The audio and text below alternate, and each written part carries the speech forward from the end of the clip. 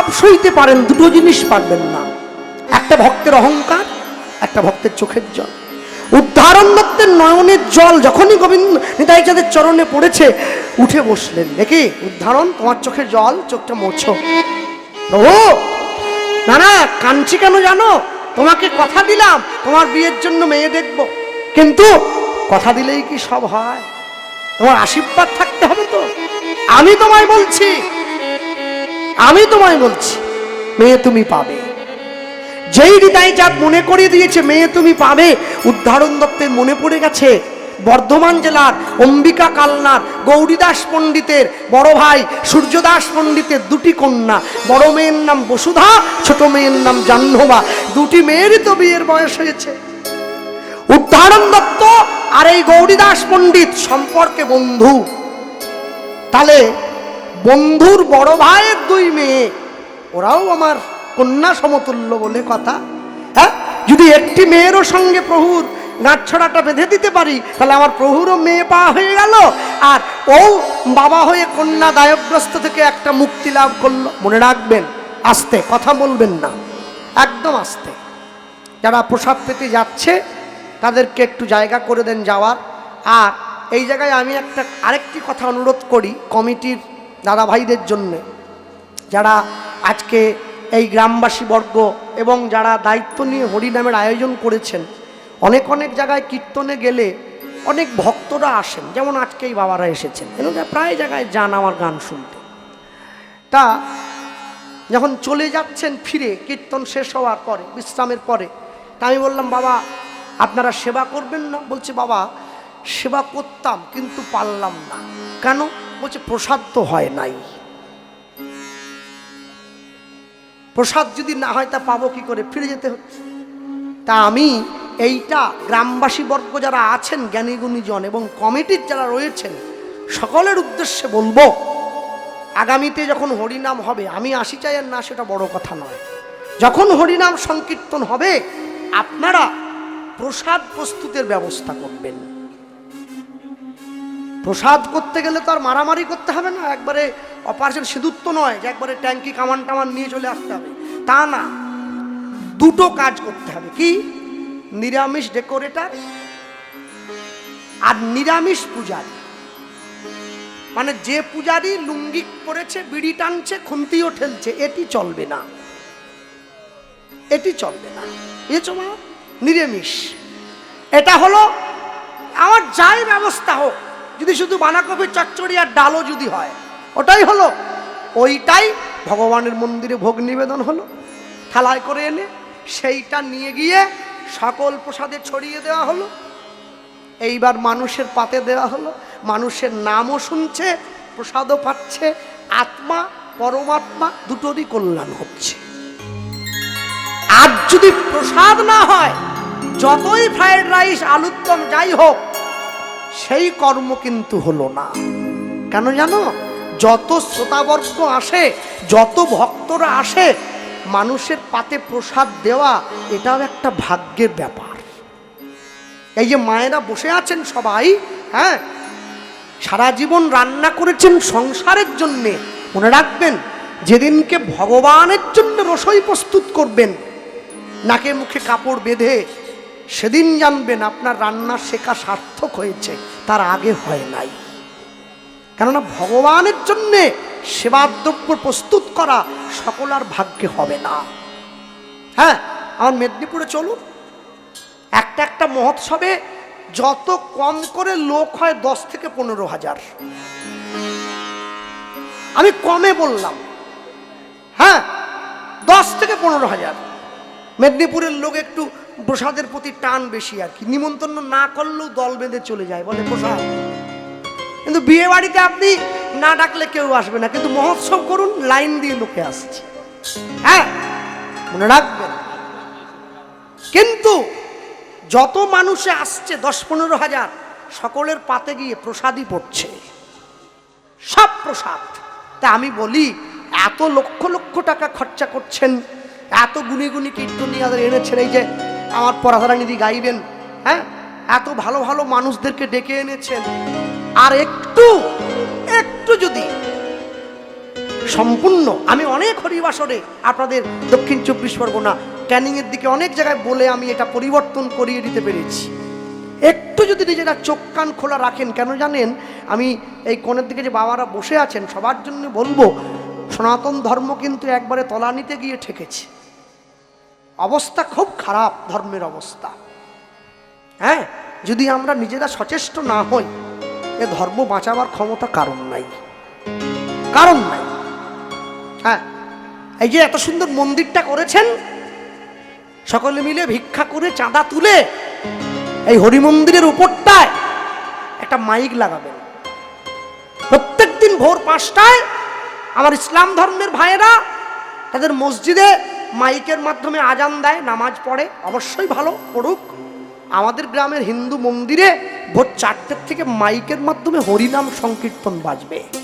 গ্রামের মানুষ হরিনাম শুনে শয্যা পরিত্যাগ করবে, তবে তো মানুষের দিন ভালো যাবে। যে কদিন গ্রামে কীর্তন হচ্ছে, আজকে যিনি ঠাকুর মশাই মন্দিরে পুজো করছেন তাকে ডেকে কেউ প্রশ্ন করেছেন, ঠাকুর মশাই আপনি তো ঘট বসিয়েছেন, সংকল্প না করলে তো অনুষ্ঠান হবে না, নামযজ্ঞ সম্পূর্ণ হবে না, সংকল্পটা কার নামে করলেন? যার নাম বলবে সেই পিটুনি খাবে। কেন? একা টাকায় হরিনাম, গ্রামের সবার, কেউ 5 টাকা, কেউ 10 টাকা, কেউ 500। অতএব সংকল্পটা ঘটে করা হয়েছে ইতি সংকল্প এ বসু বাজ বরণতলা গ্রামবাসী বৃন্দ, সম্পূর্ণ গ্রামের নাম বলে। গ্রামের লোক হরিনামের কৃপা তখনই পাবে যদি হরিনাম চলাকালীন গ্রামের মানুষ সম্পূর্ণ নিরামিষ সেবা করে।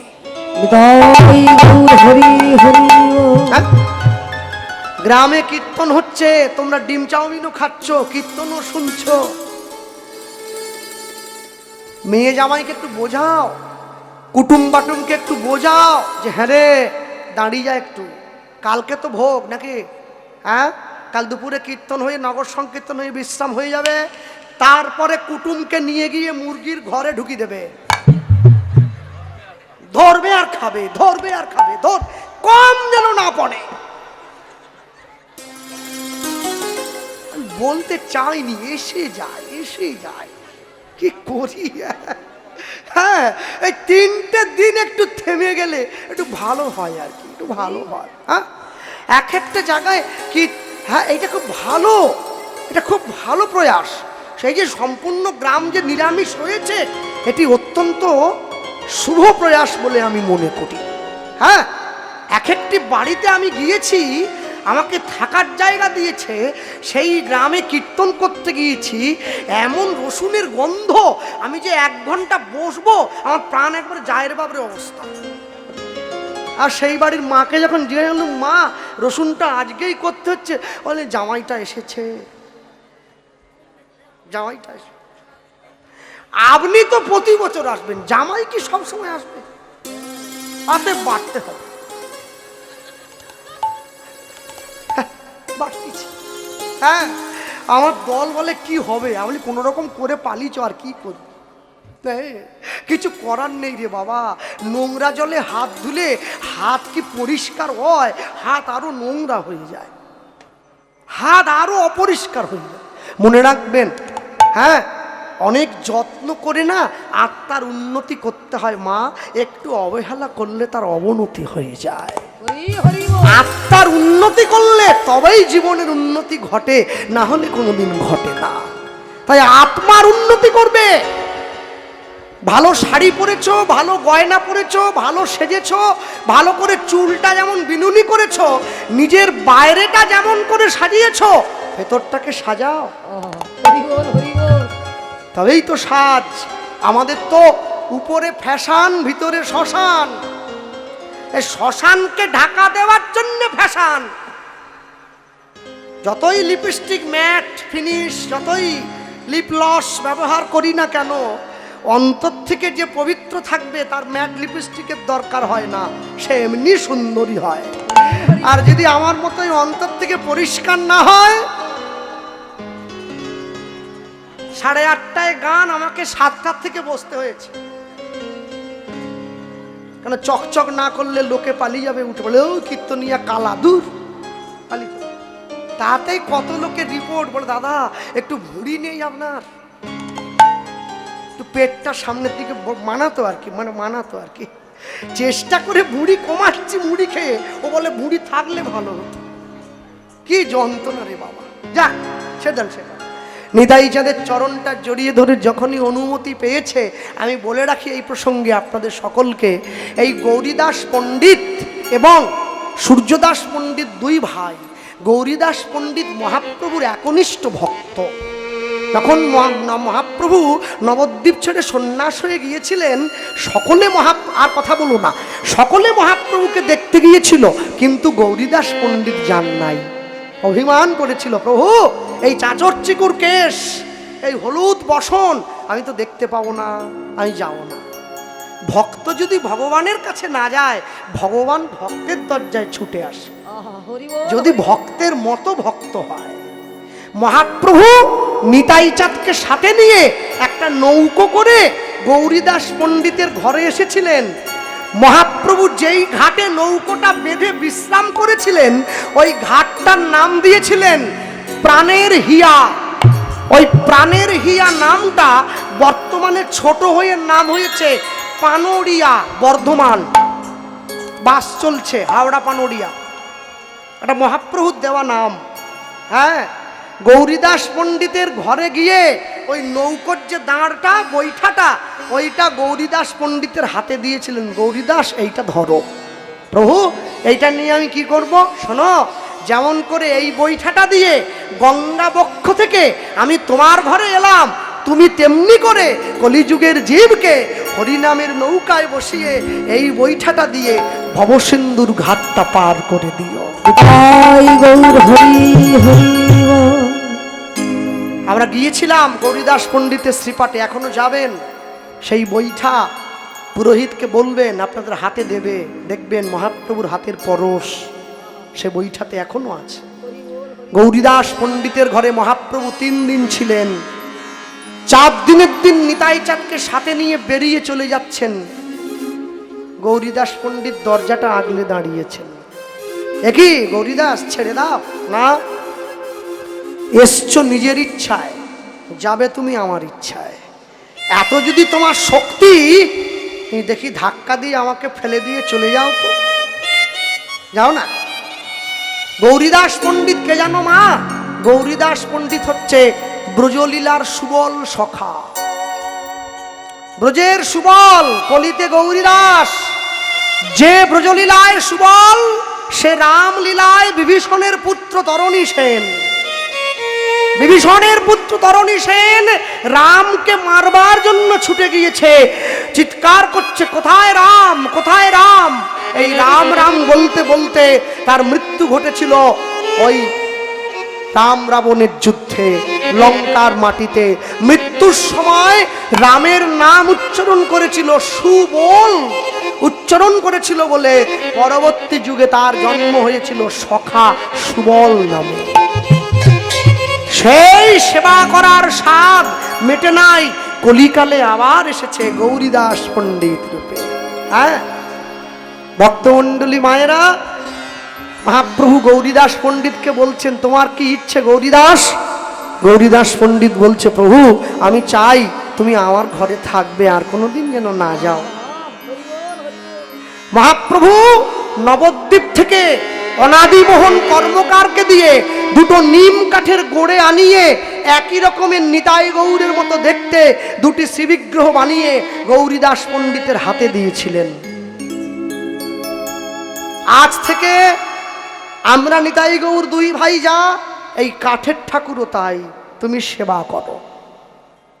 গৌরীদাস পণ্ডিত বড় চালাক জানো মা, ছুটে গিয়ে ওই কাঠের ঠাকুরের হাত পাটা টিপে দেখছে শক্ত। আবার এসে নিতাই গৌরের গায়ে একটু হাত দিল, প্রভু আমাকে তো ভোলাতে পারবে না, তোমার দেহ কত নরম, আর তুই যে নিতাই গৌর আমাকে বানিয়ে দিলে ও তো শক্ত। আমি সারা জীবন সচল নিতাই গৌরের চরণে ফুল দিয়েছি গো, আমি কি অচল নিতাই গৌরের সেবা করতে পারি? কি বললে? তোমার বিশ্বাস হলো না? আস্তে, এই কথার প্রচার নেই, এই কথা প্রচার করে না কেউ,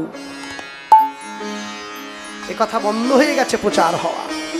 এই কথা যদি প্রচার না হয়, জীবের অন্তরে ভক্তি আসবে কি করে? কি করে ভক্তি আসবে? যুক্তি তর্কের অনেক ঊর্ধ্বে ভক্তি।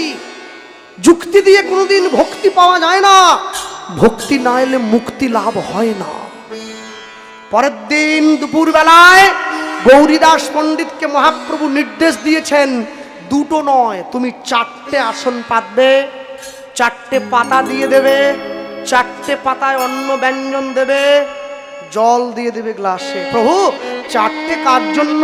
অত কথার দরকার নেই, বলেছি যখন দিয়ে দাও। পাতা দিয়ে দিয়েছে, জল দিয়ে দিয়েছে, মহাপ্রভু বসে পড়েছেন। মহাপ্রসাদে গোবিন্দে নামে ব্রহ্মণে বৈষ্ণবে স্বল্প পুণ্যবতাং রাজেন বিশ্বাসো নৈব উপজায়তে শরীর অবিদ্য জাল জড়েন্দ্রিয় কায়কাল জিতে ফলে বিষয় সাগরে তার মধ্যে জিহাবতী লোভময় সুদূরমতি তাকে যেটা কঠিন সংসারে সংসারে কৃষ্ণ বড় ভয়াময় করিবারে জিহাজয় প্রসাদ অন্ন দিল ভাই, সেই অন্নামৃত পাও রাধা কৃষ্ণের গুণগান, প্রেমে ডাকো চৈতন্য নিতাই চৈতন্য।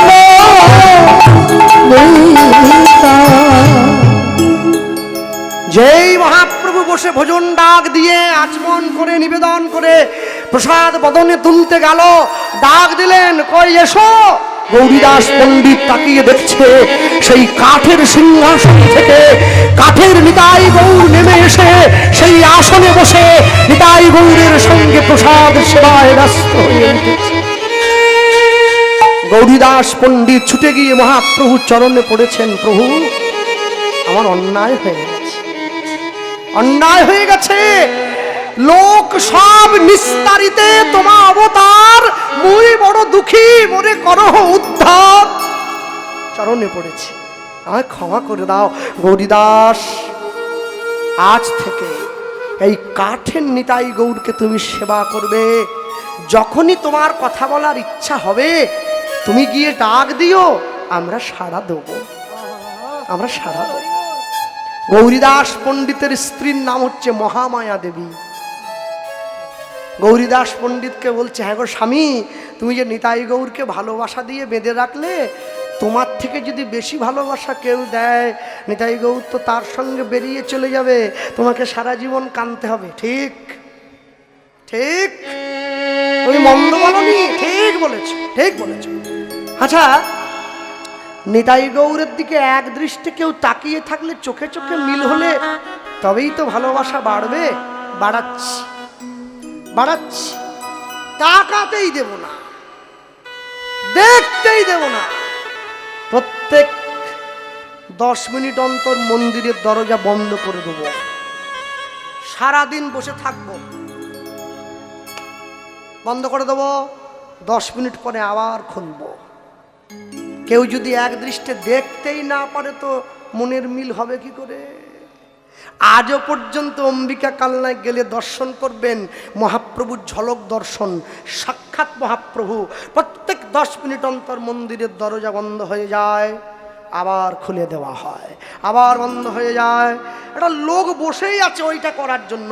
এখনো গ্রামের মানুষ বিশ্বাস করছে 2026 সালে দাঁড়িয়ে, যেখানে দাঁড়িয়ে মানুষ চাঁদে চলে যাচ্ছে, এখনো তাদের বিশ্বাস নিতাই গৌর যদি বেরিয়ে চলে যায় আমাদের কি হবে। আমরা গিয়েছিলাম দর্শনের জন্য, হ্যাঁ, কিছু কিছু 2-3-4টে বড় বড় মেয়েরা স্কুল থেকে ঘরে ফিরছে, তা আমরা ডাক দিয়ে আমি জিজ্ঞাসা করলাম, এই যে ও মায়েরা শোনো, এসেছে বলুন।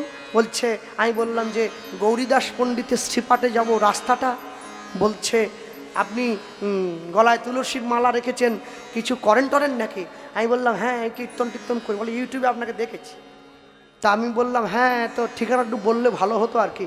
বলছে এই গ্রামের নিয়ম আছে কি প্রত্যেক কথার শুরুতে আগে জয় নিতাই বলতে হয়। আপনি জানেন না, আপনি নিতাইয়ের দেশে এসেছেন? আমি বললাম আমার ভুল হয়ে গেছে। হ্যাঁ, বলছে আমাদের এখানে ডাক্তার যে সেও আগে জয় নিতাই বলে, তারপরে রুগীর নাড়িটা ধরে। বিশ্বাস করতে হয়, ভগবানকে সঁপতে হয়। ডাকার মতো ডাকলে পরে সে কি আর রইতে পারে? সেই গৌরীদাস পণ্ডিতের বড় ভাই সূর্যদাস পণ্ডিতের বড় মেয়ে বসুধার সঙ্গে নিতাই চাঁদের সম্বন্ধ ঠিক করবে বলে নিতাই চাঁদকে নিয়ে চলে যাচ্ছে উদ্ধারণ দত্ত। প্রভু চলো দেখি। হ্যাঁ যাই, তোমায় নিয়ে চলো, যায়। হাত ধরে নিয়েছে আর নিয়ে যায়। আর ওই যে পথ চলিতে আর বলিতে চলিতে আর বলিতে, পথ চলিতে আর বলিতে, পথ চলিতে আর বলিতে, তুমি গাহো গাহো কৃষ্ণ নাম, মধুর নাম, হরি নাম, তাই কহ কৃষ্ণ নাম, মধুর নাম, হরি নাম, তুমি গাহো গাহো কৃষ্ণ নাম, মধুর নাম, হরি নাম, তুমি কহ কহ কৃষ্ণ নাম, মধুর নাম, হরি নাম, পথ চলিতে আর বলিতে, নিতাই গৌর হরি হরি বল। চলিতে আর বলিতে, সম্মুখে আধার রাত্রি, ওগো তুমি যে পথযাত্রী, সম্মুখে আধার রাত্রি, আগা তুমি যে পথযাত্রী, সম্মুখে আধার রাত্রি, ওগো তুমি যে পথযাত্রী, সম্মুখে আধার রাত্রি, আর তুমি যে পথযাত্রী, কথা বলিতে কৃষ্ণ নাম, পথে চলিতে কৃষ্ণ নাম, কভু বিপদে কৃষ্ণ নাম, পথ চলিতে আর বলিতে, পথ চলিতে আর বলিতে, তোমরা কহ কৃষ্ণ নাম, মধুর নাম, হরি নাম, তোমরা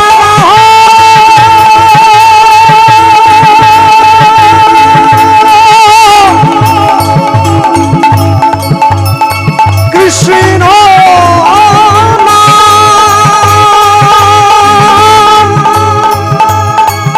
মধুর নাম,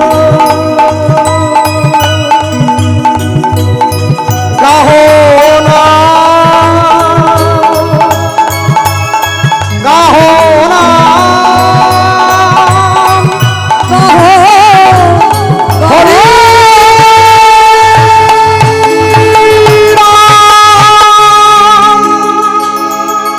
পথ চলিতে আর বলিতে উত্তমি হরি হরি ও চলিতে আর বলিতে পথ চলিতে